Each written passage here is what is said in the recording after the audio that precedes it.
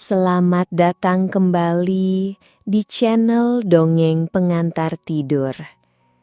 Kisah kali ini adalah tentang seorang pria yang tampaknya memiliki segalanya. Kehidupan yang sempurna, keluarga yang bahagia, dan karir yang cemerlang. Namun, di balik semua kesempurnaan itu, tersembunyi sebuah rahasia kelam yang akan berujung pada sebuah tragedi yang sangat misterius. Pastikan kalian menonton sampai akhir karena banyak sekali kejutan dan liku-liku tak terduga yang akan terungkap dalam kasus ini. Michael lahir pada 16 Oktober 1969 adalah gambaran sosok pria yang sangat sukses. Ia seolah memiliki segalanya. Karir yang gemilang di bidang real estate, sebuah keluarga kecil yang bahagia dengan istri yang cantik, dan seorang putri yang menggemaskan. Mereka tinggal di sebuah rumah indah di kawasan elit. Meskipun dikenal sebagai pria yang sukses dan kaya raya, Michael sebenarnya berasal dari keluarga yang sangat sederhana. Ayahnya adalah seorang supir bus dan ibunya bekerja sebagai pengasuh anak. Walaupun hidup dalam keterbatasan, orang tua Michael selalu peduli dan berinvestasi penuh pada pendidikan anak-anak mereka. Mereka bahkan rela tinggal di sebuah mobil trailer daripada membeli rumah, demi memiliki cukup uang agar Michael dan kakaknya bisa bersekolah setinggi mungkin. Michael pun tidak pernah mengecewakan kedua orang tuanya. Sejak duduk di bangku SMP, Michael sudah bekerja paruh waktu di sebuah tos serba untuk membantu orang tuanya. Ia selalu menjadi murid yang berprestasi dan sangat disukai oleh semua orang. Teman-temannya senang bergaul dengan Michael karena ia adalah pribadi yang tulus, baik hati, dan selalu siap sedia menolong orang lain. Saat SMA, Michael menjabat sebagai ketua OSIS dan selalu aktif dalam kegiatan olahraga di sekolah. Michael bermain untuk tim futbal sekolahnya, dan dalam sebuah pertandingan, ia bertemu dan jatuh cinta pada Dennis, seorang guru yang cantik. Di masa-masa ini jugalah Michael bertemu dengan Brian Winsteder dan kekasih Brian, yang kemudian menjadi sahabat karib mereka. Kemanapun mereka pergi, mereka selalu bersama. Setelah lulus dari Florida State University, Michael dengan cepat mendapatkan pekerjaan yang bagus di sebuah perusahaan real estate. Atasannya mengatakan bahwa Michael adalah pekerja paling keras yang pernah ia kenal. Michael seringkali pulang ke rumah hanya untuk makan malam, lalu kembali lagi ke kantor untuk bekerja hingga larut malam. Bahkan ada suatu masa di mana direktur perusahaan harus melarang Michael memegang kunci kantor agar ia tidak bisa datang untuk bekerja lembur di akhir pekan. Selain gila kerja, Michael memiliki hobi lain, yaitu berburu bebek. Ia sudah mulai berburu bersama ayahnya sejak berusia 6 tahun. Pada tahun 1994, Michael menikahi Dennis, sementara Brian menikahi Kathy tidak lama setelah itu. 5 tahun kemudian, Michael dan Dennis dikaruniai seorang putri bernama Emily. Teman-teman mereka mengatakan bahwa Michael mendedikasikan dirinya untuk keluarga sama besarnya seperti ia mendedikasikan diri untuk pekerjaannya.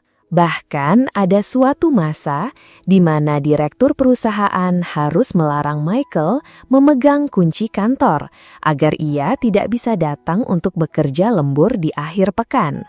Selain gila kerja, Michael memiliki hobi lain, yaitu berburu bebek. Ia sudah mulai berburu bersama ayahnya sejak berusia 6 tahun. Pada tahun 1994, Michael menikahi Dennis, sementara Brian menikahi Kathy tidak lama setelah itu. 5 tahun kemudian, Michael dan Dennis dikaruniai seorang putri bernama Emily. Teman-teman mereka mengatakan bahwa Michael mendedikasikan dirinya untuk keluarga sama besarnya seperti ia mendedikasikan diri untuk pekerjaannya. Dennis tidak bisa dan tidak ingin bercerai, bukan hanya karena keyakinan agamanya yang sudah tertanam dalam, tetapi juga karena Dennis tidak mau harus berbagi hak asuh anak. Sementara itu, Michael yang malang selalu mencoba segala cara untuk menyelamatkan pernikahannya. Ia mengajak Dennis untuk melakukan konseling keluarga, ia memohon agar mereka pergi berlibur bersama. Namun, Dennis selalu menggelengkan kepala dan menolak. Michael yang naif sama sekali tidak tahu bahwa ia tidak akan pernah bisa merebut kembali cinta Dennis, karena selama bertahun-tahun, Dennis diam-diam berselingkuh dengan sahabat terbaik Michael sendiri. Pada hari Sabtu, 16 Desember 2000, Michael bangun pagi-pagi sekali untuk mempersiapkan peralatannya berburu. Ia mengaitkan perahunya ke bagian belakang truknya dan melaju menuju Danau Seminole yang berjarak sekitar 1 jam dari rumahnya. Hari itu ada banyak sekali bebek, tetapi juga ada banyak sekali buaya. Michael berjanji pada Dennis bahwa ia akan kembali pada tengah hari, karena hari itu adalah hari jadi pernikahan mereka yang ke-6. Namun, siang telah lewat dan Dennis masih belum melihat Michael pulang. Langit mulai menggelap karena saat itu musim dingin, hari menjadi gelap lebih cepat. Dennis menelepon Michael, tetapi panggilannya tidak diangkat. Ia pun segera menelepon ayahnya dan Brian. Mereka berdua kemudian pergi ke kantor polisi untuk meminta bantuan mencari Michael. Tim penyelamat dan polisi setempat segera tiba di Danau Seminole, namun sialnya, tak lama setelah mereka tiba, sebuah badai besar datang menerjang yang memaksa mereka untuk menghentikan sementara pencarian. Keesokan paginya, tim penyelamat kembali lagi. Mereka dengan cepat menemukan truk dan perahu milik Michael. Tangki bensin di perahu itu bahkan masih terisi penuh. Di atas perahu, mereka menemukan senapan, umpan, dan peralatan berburu lainnya, tetapi tidak ada jejak Michael sama sekali. Selama 44 hari berikutnya, polisi mengerahkan segala sumber daya untuk mencari Michael. Mereka mengerahkan helikopter, anjing pelacak, dan ratusan penyelam untuk menyisir seluruh area di dekat lokasi perahu itu ditemukan. Diperkirakan, pihak berwenang telah menghabiskan sekitar 700 jam kerja untuk mencari Michael. Tetapi setiap hari yang berlalu, harapan untuk menemukan Michael dalam keadaan hidup semakin menipis. Meskipun tidak ada yang mengatakannya secara langsung, semua orang percaya bahwa mereka sedang berusaha mencari sesosok jenazah, bukan lagi menyelamatkan orang yang sedang dalam bahaya. Kasus Michael adalah kasus orang hilang pertama di danau ini, di mana jasadnya tidak pernah ditemukan. Para penyelidik satwa liar percaya bahwa kemungkinan besar Michael terjatuh ke dalam danau dan diserang oleh buaya.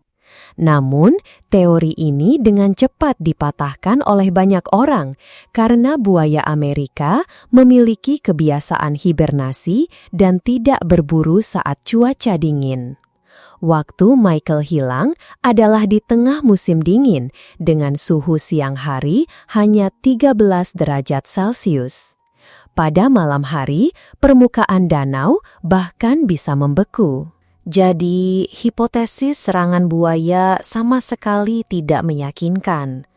Terlebih lagi, jika buaya menyerang Michael, mereka tidak mungkin menelannya utuh. Buaya biasanya mencabik-cabik mangsanya sebelum memakannya. Michael memiliki tinggi 178 cm dan berat 77 kg.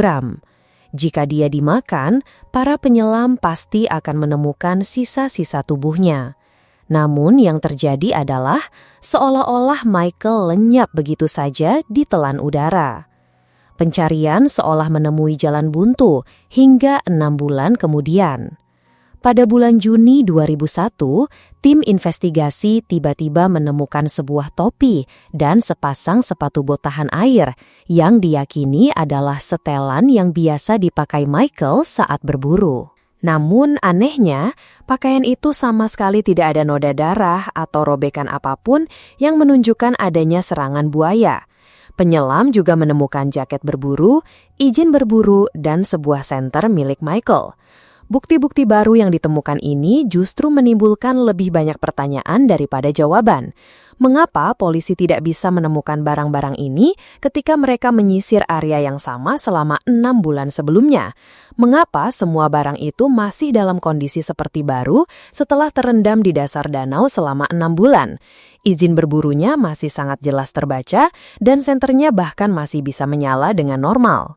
Perahu milik Michael juga menyimpan banyak kejanggalan. Pertama, badai yang terjadi pada malam Michael hilang memiliki angin yang bertiup ke arah barat, jadi seharusnya perahunya terdorong ke arah sana. Namun keesokan paginya, ketika tim penyelamat menemukan perahu itu, lokasinya justru berada di arah yang berlawanan dengan arah angin. Kedua adalah keraguan tentang tangki bensin perahu. Jika Michael jatuh dari perahu saat perahu dalam keadaan diam dan mesin mati, mengapa dia tidak bisa berenang kembali ke perahu? Namun, jika Michael jatuh saat perahu sedang berjalan, menurut sistem saklar pengaman, perahu akan terus berputar-putar sampai bensin di tangki habis dan berhenti. Sementara itu, saat perahu ditemukan, tangki bensinnya masih terisi penuh. Meskipun kasus hilangnya Michael yang misterius ini penuh dengan keanehan, polisi tidak dapat menemukan jasadnya atau bukti apapun untuk melanjutkan penyelidikan. Perlahan-lahan, kasus hilangnya Michael menjadi sebuah kasus yang dibekukan dan terlupakan oleh waktu. Dennis tampaknya begitu cepat menerima kenyataan. Dia mengadakan upacara pemakaman untuk Michael. Di Florida, seseorang yang hilang harus melewati 5 tahun sebelum bisa dinyatakan meninggal secara hukum. Namun, baru 6 bulan setelah Michael hilang, Dennis sudah mengajukan permohonan surat kematian untuk Michael dan menggelar pemakaman. Meskipun jasad suaminya tidak ditemukan, Dennis sepertinya ingin segera memulai hidup baru dan tidak mau mengungkit-ungkit lagi kisah hilangnya Michael. Sebaliknya, Cheryl, ibu Michael, tidak pernah menyerah untuk menemukan putranya. Dia melakukan segala cara agar putranya tidak dilupakan. Meskipun usianya sudah lanjut, setiap hari Cheryl turun ke jalan menyebarkan selebaran dan memegang papan pencarian orang hilang. Beberapa teman membantunya menggalang dana untuk memasang papan reklame dan mencari petunjuk dengan memasang iklan di koran lokal. Dia menulis ribuan surat tangan kepada gubernur dan pihak berwenang, memohon mereka untuk menyelidiki lebih lanjut kasus hilangnya putranya. Namun, hal ini justru membuat Dennis sangat marah. Dia mengancam Cheryl jika ibunya itu masih terus mencoba melibatkan penyelidik, dia tidak akan pernah membiarkan Cheryl bertemu dengan cucunya, Emily. Reaksi aneh Dennis membuat banyak orang mulai curiga. Biasanya, seorang istri yang suaminya hilang akan sangat ingin melakukan segala cara untuk mengungkap kebenaran. Tetapi, Dennis sepertinya hanya ingin semua orang melupakan kejadian ini. Hanya beberapa bulan setelah Michael hilang, ketika pencarian masih berlangsung, Dennis mendatangi perusahaan asuransi untuk mengurus pencairan uang asuransi jiwa Michael.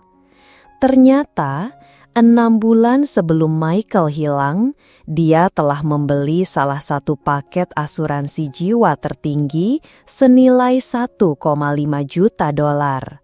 Dan yang menjual polis asuransi itu kepada Michael adalah Brian, sahabat karib yang sangat dipercayainya.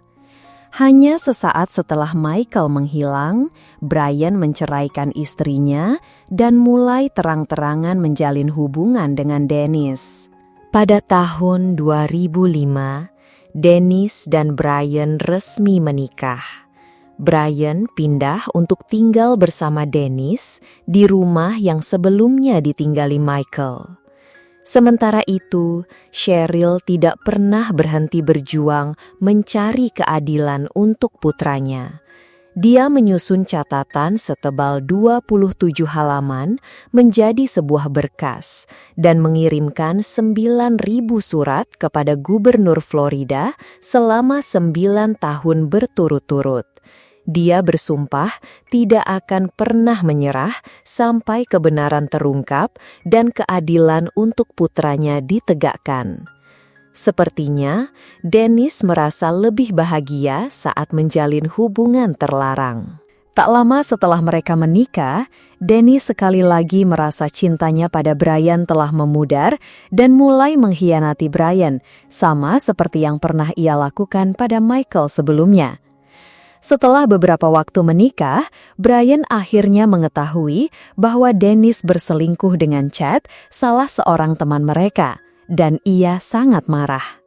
Dalam keadaan mabuk, Brian menelpon mantan istrinya, Kathy, dan mengakui bahwa kematian Michael adalah hasil dari rencana yang ia susun bersama Dennis. Namun, alih-alih melapor ke polisi, Kathy memilih untuk menyimpan rahasia itu. Pernikahan Brian dan Dennis bertahan hingga tahun 2015 saat Dennis mengajukan gugatan cerai.